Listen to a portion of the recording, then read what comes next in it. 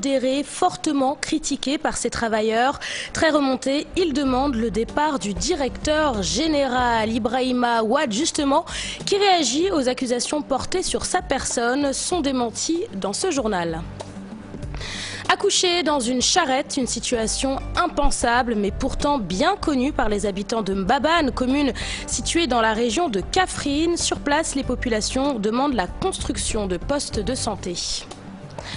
Réunion du comité directeur du Parti démocratique sénégalais. Le porte-parole du PDS répond à Idrissa Seck. Il n'y a aucun deal entre son parti et le gouvernement en place. Organisation des élections, la RADDHO partage l'avis de l'opposition, récuse le ministre de l'Intérieur qui, selon l'organisation, doit être neutre et apolitique. Le concept agricole des fermes Natangé, une solution éventuelle à l'exode rural et à l'émigration clandestine. L'État du Sénégal et ses partenaires s'apprêtent à dégager une enveloppe de 20 millions d'euros. Démarrage ce vendredi de l'Euro 2016. En ce moment même, la France affronte la Roumanie. Le score est pour l'instant de 0 but partout. Au Sénégal, les résidents français sont optimistes et voient déjà leur équipe remporter la compétition. Ce soir, l'invité du 20h est le professeur Babacar Gueye, président du réseau CIT, le réseau des observateurs citoyens. Vous pourrez suivre son entretien avec Mamoudou Ibra Kane à la fin de cette édition. Tout de suite, le développement.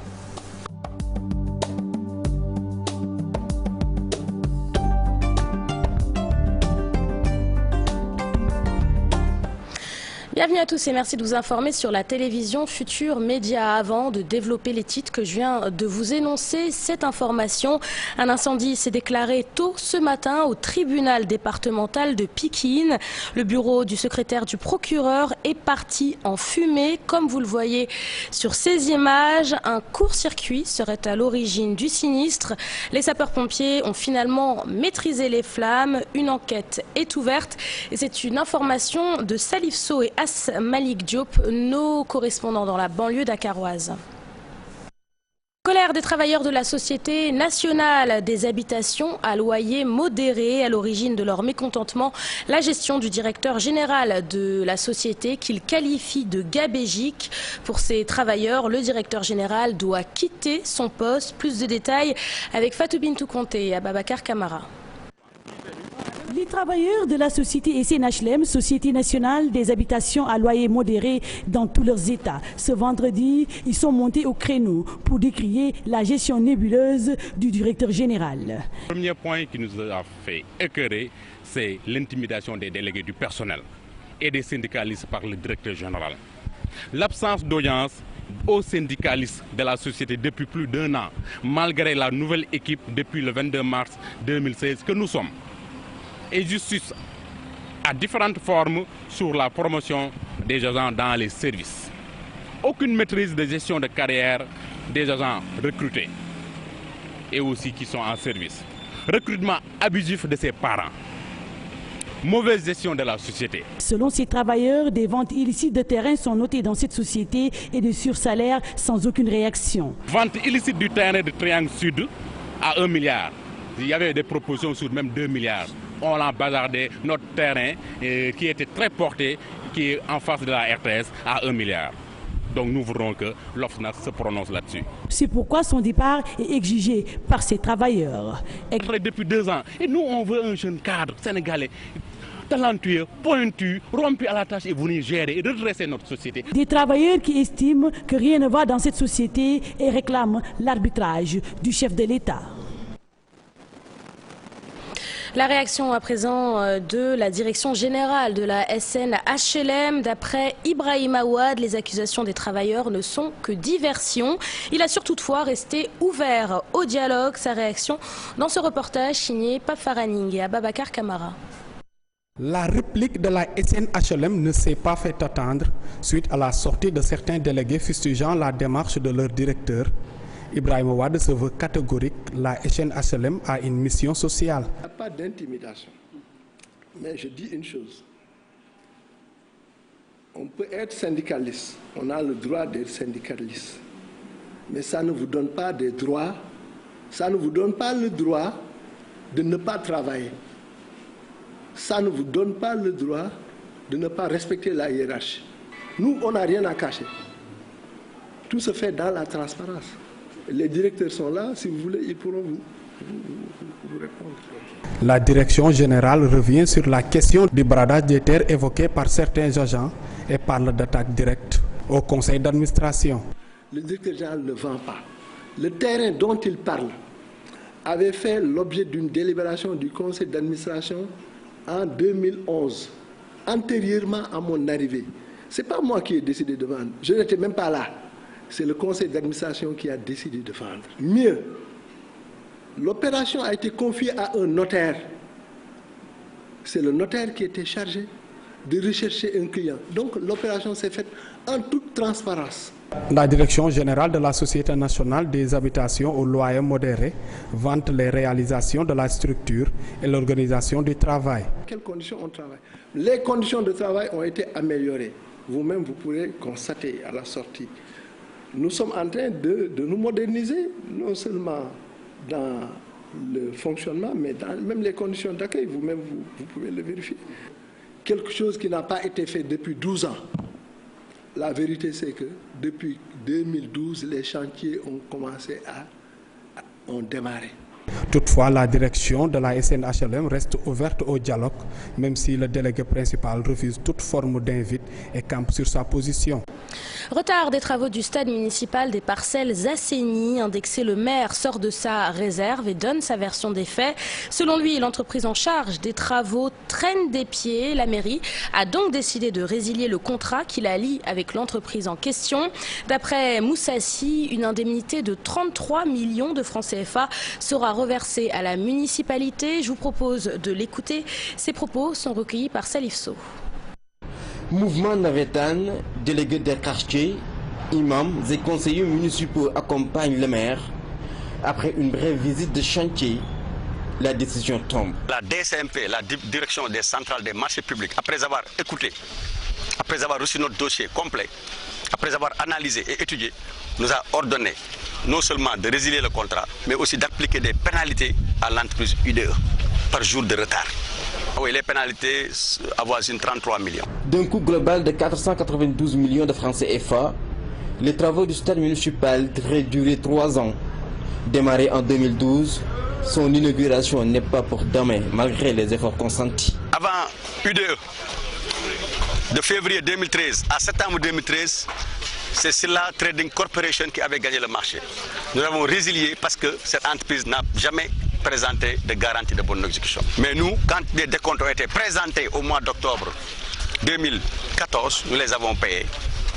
Au plus tard, au mois de décembre 2014 de la même année, malgré les réticences du percepteur municipal, ses supérieurs lui ont donné les ordres de payer, elle a payé. Le deuxième décompte, nous l'avons payé il n'y a pas 2 mois. Malgré tout ça, 73 millions. Il n'y a pas d'effectifs. Vous avez vu, les effectifs sont là. Ils sont 5 agents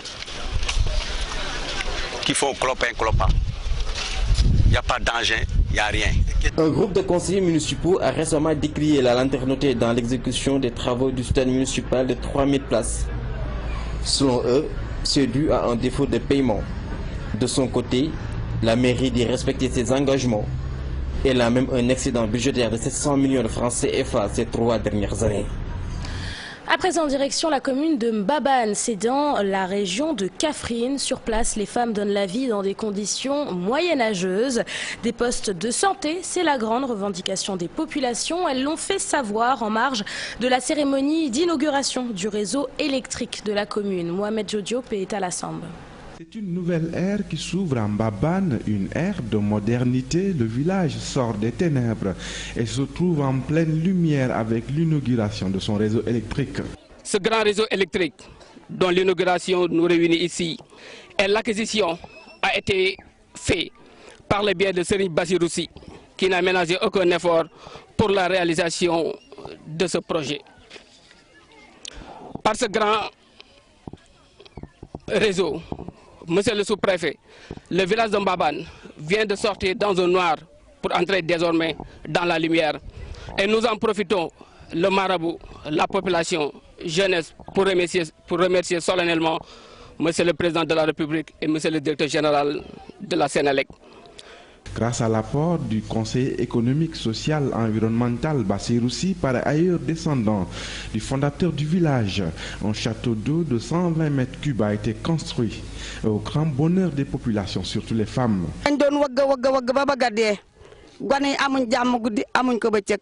Les femmes étaient fatiguées car elles passaient leur temps à puiser de l'eau dans un puits d'une profondeur de 100 mètres. Seulement, tout n'est pas rose en Mbabane, les femmes continuent d'accoucher à la maison, sans assistance médicale faute de poste de santé. Les femmes enceintes sont évacuées sur des charrettes avant l'accouchement.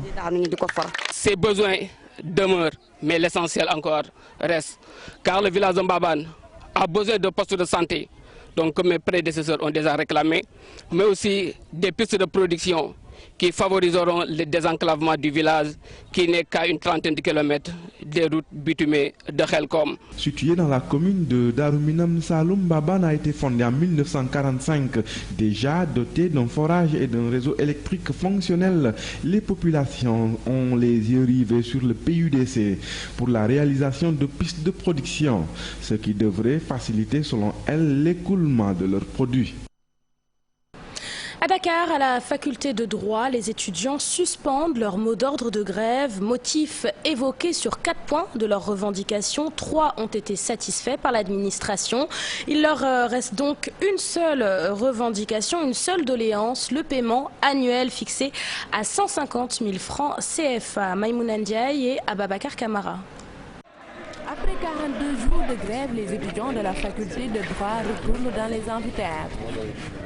Leur mot d'ordre est suspendu suite à un compromis trouvé avec l'administration. Il y a 4 points de revendication, c'est-à-dire que la situation des chapiteaux, c'est-à-dire que les amphis bâches, il y avait une chaleur extrême.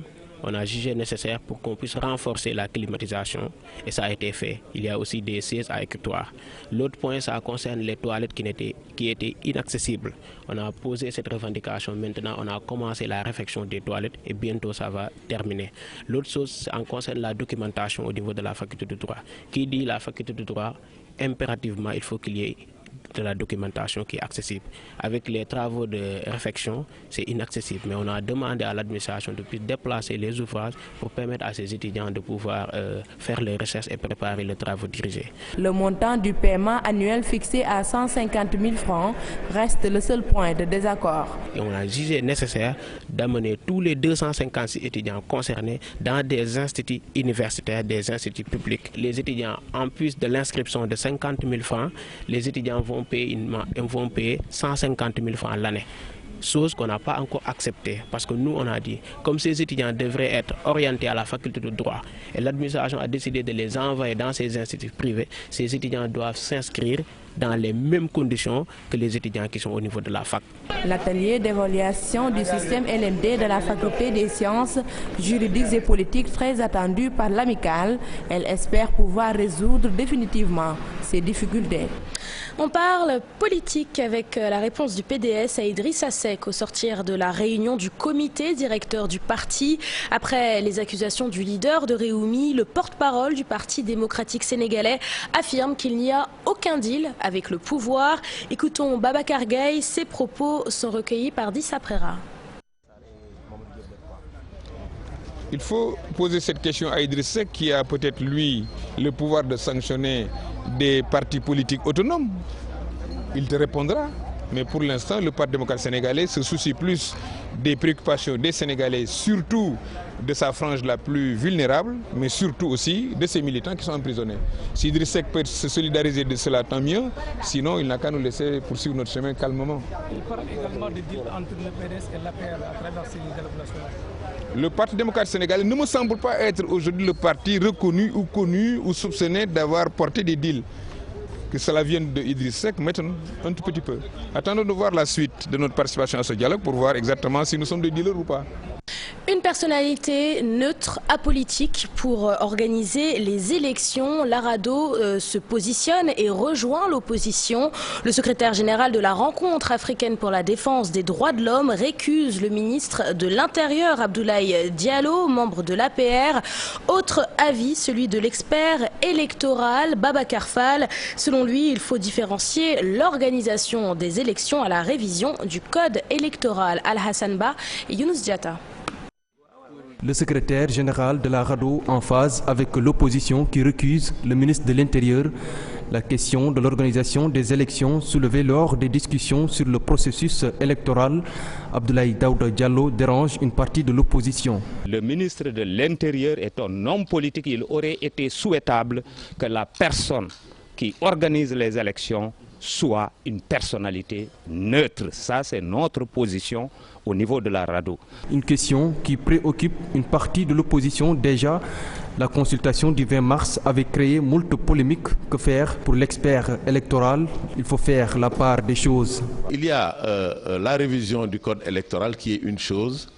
Et il y a maintenant l'organisation matérielle des élections qui est une autre chose. Dans le contexte actuel, je pense qu'on a appelé les partis politiques légalement constitués à discuter du code électoral. Donc, nous pensons qu'il faudrait effectivement que toutes les parties prenantes donc, à cette discussion puissent les aborder vraiment dans un esprit de responsabilité d'abord.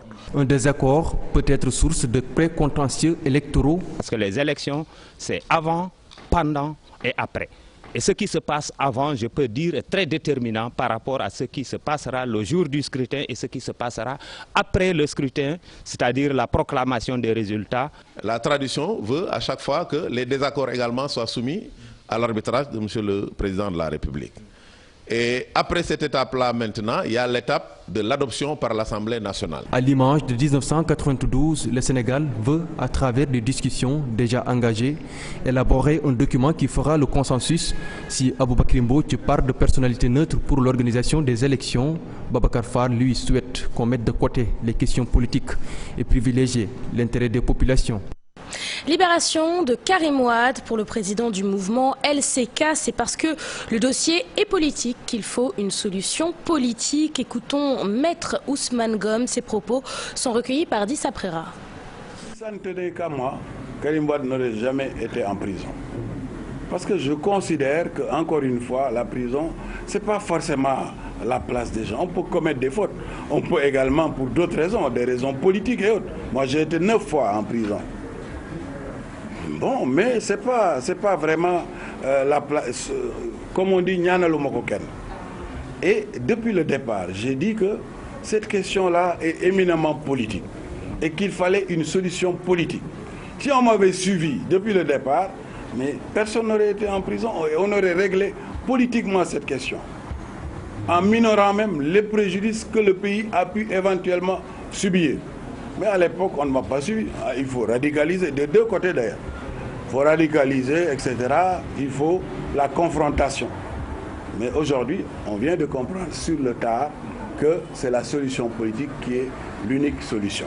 On parle de toute autre chose à présent. Pour stopper l'exode rural et l'émigration clandestine, l'État du Sénégal et ses partenaires ont décidé de s'appuyer sur le concept agricole des fermes Natangué pour développer la production agricole, l'élevage et la pisciculture dans les zones rurales. 20 millions d'euros vont être déployés. Ibou Diouf et Diafaraba. Il s'agit d'un concept d'installation, les fermes agricoles Natangué, une initiative pour aider les jeunes ruraux à s'occuper.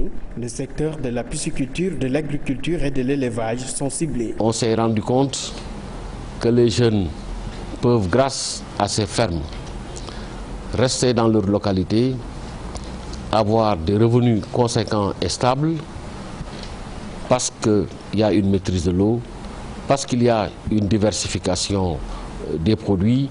Les fermes agricoles Natangué pour contribuer à la création d'emplois et de richesses dans les régions susceptibles à l'immigration à travers l'aménagement de terres. Du côté de Kaolack, du côté de Fatick, du côté de Kédougou, des zones du Sénégal et traditionnellement qui continuent à fournir des migrants, des personnes qui doivent quitter leur terre puisqu'ils n'ont pas sur cette terre un avenir. 20 millions d'euros sont déposés sur la table par les partenaires de l'État du Sénégal. Nous sommes véritablement sur la bonne voie.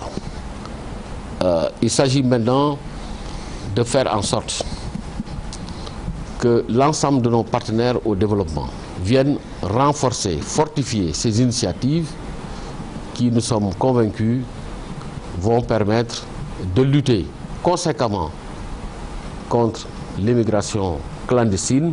Nous comptons aussi, et Monsieur le ministre vous le dira maintenant, sur le Sénégal aussi. Ce n'est pas seulement une contribution européenne financée par les Trust Funds, par les fonds fiduciaires qui ont été créés pour lutter contre les causes profondes de migration. Les fermes agricoles Natangué pour aménager 940 hectares de terre, la réalisation de 60 fermes villageoises et 340 fermes individuelles, le tout pour accroître significativement les revenus des bénéficiaires et lutter contre la pauvreté.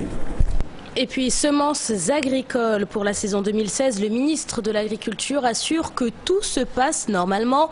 D'après Papa Abdoulaye Seck, le taux de mise en place des semences d'arachide se situe à 60%. Écoutons le ministre de l'Agriculture, ses propos sont recueillis par Ibou Diouf. Disons qu'au dernier pointage qu'on a eu à faire, le taux de mise en place des semences d'arachide se situe autour de 60%. Pour le riz, autour de 39%. En ce qui concerne les engrais, les mises en place sont en cours. Et aujourd'hui même, on nous a signalé que dans des localités telles que Kolda, on est autour de 80% de mise en place des semences. Donc nous avons pris, suite au conseil interministériel présidé par Monsieur le Premier ministre, toutes les dispositions en concertation étroite avec l'ensemble des acteurs.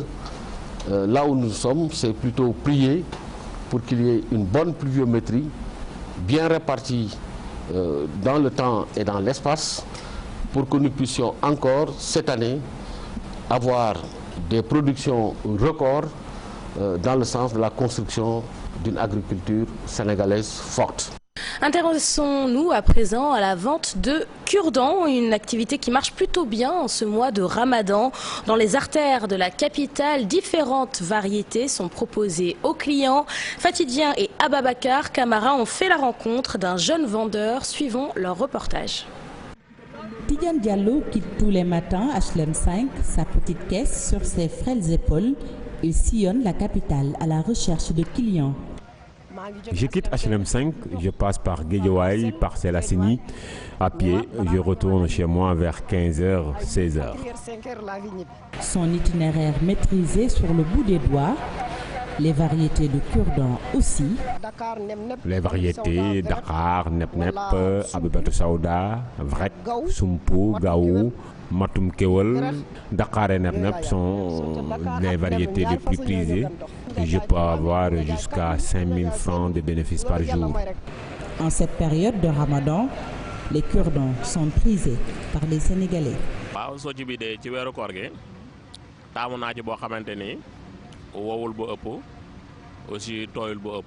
Pendant le Ramadan, je préfère les cure-dents pas trop secs et sans saveur parce qu'il ne faut pas oublier qu'on a jeûné aussi.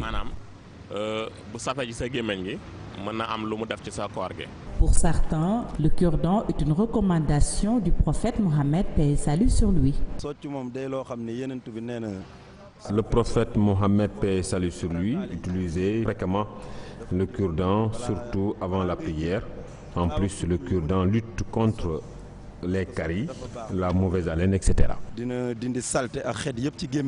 En ce moment, le jeune Tidiane se frotte les mains.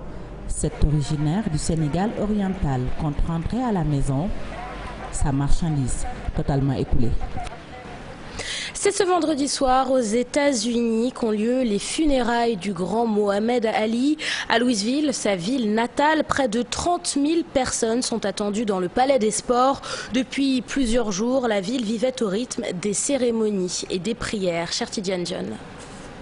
L'heure des ultimes hommages a sonné pour Mohamed Ali. Ses obsèques musulmans ont débuté autour du cercueil contenant sa dépouille au centre d'exposition de Louisville. Les funérailles ont débuté ce vendredi pour une prière mortuaire musulmane ouverte à tous, rappelant la spiritualité du triple champion du monde décédé vendredi dernier à l'âge de 74 ans. Des milliers de personnes, dont de nombreux musulmans venus du monde entier, participaient à ces rites funéraires qui se veut un message de paix. D'après l'imam Zaïd Shakir, Mohamed Ali revêt d'une importance très spéciale pour la communauté musulmane. Une longue procession en corbillard du cercueil de Mohamed Ali a traversé les sites emblématiques de l'histoire du défunt, notamment sa maison d'enfance, le musée à sa gloire, le Center for African American Heritage qui décrit la vie des Noirs. Nous restons avec l'actualité internationale, cette fois avec la réunion de l'opposition du Congo démocratique à Bruxelles pour le départ du président Kabila. L'attaque meurtrière des Chebabs somaliens contre une base de l'Union africaine. En sport, l'affiche de rêve qui a opposé Pelé à Maradona dans un match à Paris dans le cadre de l'Euro 2016.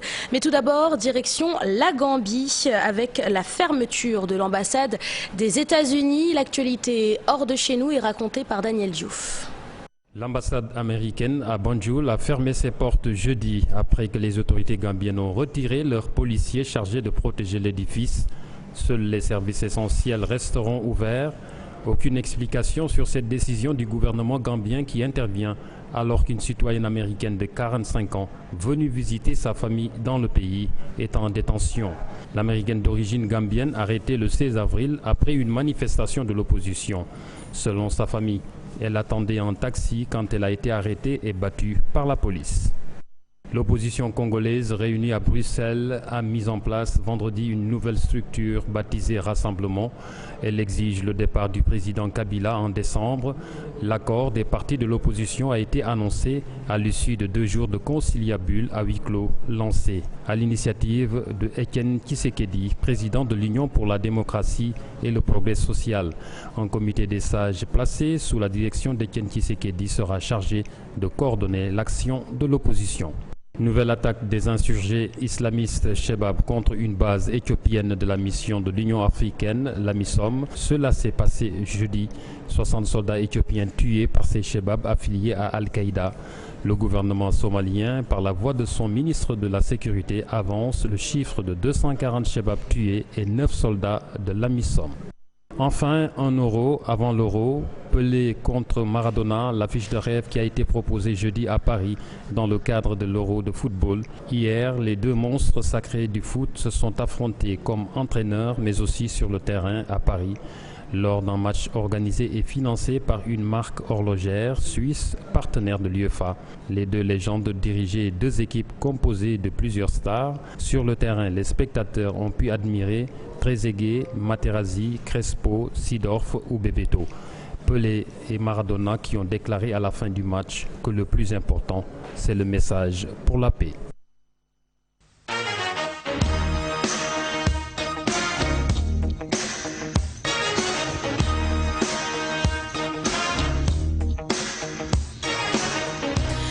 Bienvenue dans la page des sports que nous ouvrons avec le démarrage de l'Euro 2016 ce soir, vendredi, avec en ce moment même le match France-Roumanie et le score de 1 but partout. Alors la rédaction est allée bien sûr à la rencontre des Français qui résident au Sénégal et ils sont plutôt optimistes puisqu'ils voient déjà leur équipe remporter la compétition. Mamadou Fall et Younous Diatta. L'Euro 2016, c'est dans quelques heures. Les Français résidant au Sénégal s'empressent de voir leur équipe remporter son premier match. Je supporte la France pour l'Euro. Il s'agit de la France, je regarde, mais après je suis pas super foot quoi. Que la France gagne. Ouais. D'abord un bon match. Ils sont tous debout pour soutenir la France jusqu'au bout. Et en fait, on se réunit en général en famille et on regarde le match. Enfin, moi personnellement, je regarde le plus souvent avec mon père ou mes cousins. Ouais, on est ambitieux quand même pour cette saison. On est assez ambitieux. Donc, on est ambitieux. On attend. On va voir. On va voir comment ça se passe, en espérant que la France gagne. La Coupe des Nations européennes se tient du 10 juin au 10 juillet. La France ouvre le bal en accueillant la Roumanie à 19h. En basketball, nous y sommes avec la 7e journée des play-offs. Le Louga Basket Club s'impose 70-69 devant l'ASFA. Un match très serré mais qui compte pour du beurre. Les deux équipes ne jouent pas les demi-finales des play-offs. Du côté des Lougatois, on juge la saison déjà belle. Chertidiane Diao et Younous Diatta. Louga Basket Club, décidément la bête noire de l'ASFA. Les Lougatois se sont imposés au forceps face aux militaires dans un match à suspense. C'est d'abord le mental, parce que l'ASFA, on a battu l'ASFA cette année 2 fois à Louga. On savait donc qu'ils allaient venir avec une autre mentalité. Il fallait aussi sur le plan là aussi armer donc nos gosses. Et on a vu que vraiment sur un point d'écart, ça se joue donc sur les nerfs. Et les gosses ont bien répondu sur le plan tactique, parce qu'il fallait gérer d'abord les comptes de l'ASFA, il fallait gérer donc les pénétrations, empêcher donc le meneur donc de pénétrer et de faire donc des passes à l'extérieur. Du côté des militaires, on fustige une décision arbitrale dans les derniers instants du match. Une décision qui a scellé le sort de la partie. Dans le monitoring, il y a une faute sur la balle litigieuse, sur la substitution dont l'arbitre a dit. Il n'y a pas eu substitution parce qu'il y avait un hand-off. Il aurait dû préciser que la faute c'est sur telle personne. Les deux joueurs étaient ensemble quand on les a bousculés. Donc il n'y a pas intention de tricher ni substitution. Les Ndiambour encore en lice pour la Coupe du Sénégal savourent leur saison réussie. Au moment où nous sommes, Louga Basket est qualifié donc pour les demi-finales de la Coupe du Sénégal. Aujourd'hui, on est 5e donc au niveau donc des playoffs. Bien vrai que le regret donc qu'on a, donc c'est les points donc perdus donc dans la phase aller. Mais on dit que présentement là où nous sommes, c'est un plan vraiment qui est reluisant. Du côté des militaires, l'objectif est désormais clair, c'est de se qualifier pour la finale de la Coupe du Maire. À présent, ce communiqué du porte-parole du gouvernement qui vient tout juste de nous parvenir. Il est rappelé aux enseignants dûment réquisitionnés qui ont soit refusé de recevoir notification de leur réquisition ou refusé d'y déférer qu'en sus des sanctions pénales prévues aux articles 7 du statut général des fonctionnaires et loi 279 du Code du travail. Le refus de déférer à un ordre de réquisition expose le contrevenant à diverses sanctions disciplinaires applicables sous la procédure du Conseil de discipline, allant jusqu'à la révocation avec suspension du droit à la pension pour le fonctionnaire, au licenciement sans préavis ni indemnité pour compter... À compter du lundi 13 juin 2016 à 8 h, les concernés disposent d'un délai de 24 heures pour se conformer à l'ordre de réquisition.